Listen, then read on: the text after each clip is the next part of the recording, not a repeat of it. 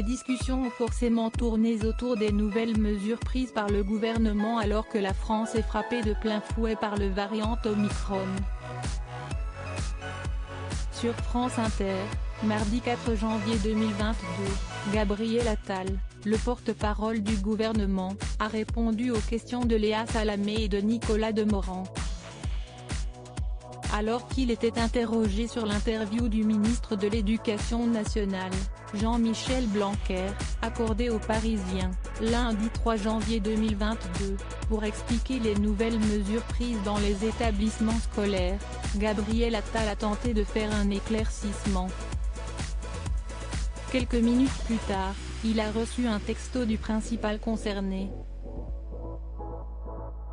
Après avoir pris le temps de le lire, le politicien de 32 ans s'est permis de lire le message à la radio. Juste je me permets une petite précision parce que j'ai reçu un message de mon collègue Jean-Michel Blanquer qui nous écoutait. Il me précise que la communication interne a bien eu lieu avant que l'article dans Le Parisien ne soit publié, a-t-il ainsi déclaré avant de corriger un autre point. Il attendait aussi les recommandations du Haut Conseil à la santé publique qui ont été rendues tardivement. Gabriel Attal se corrige après avoir reçu un texto de Jean-Michel Blanquer. La petite correction est faite en direct, a déclaré le journaliste Nicolas Demorand avant de libérer son invité qui va devoir maintenant travailler pour trouver une nouvelle date dans le calendrier pour faire adopter le projet de loi transformant le pass sanitaire en pass vaccinal.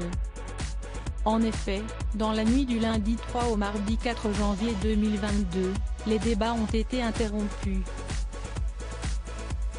Gabriel Attal a d'ailleurs dénoncé une amicale de l'irresponsabilité, toujours sur France Inter. Il espère que la mise en place du pass vaccinal ne sera pas trop retardée. L'Audividier.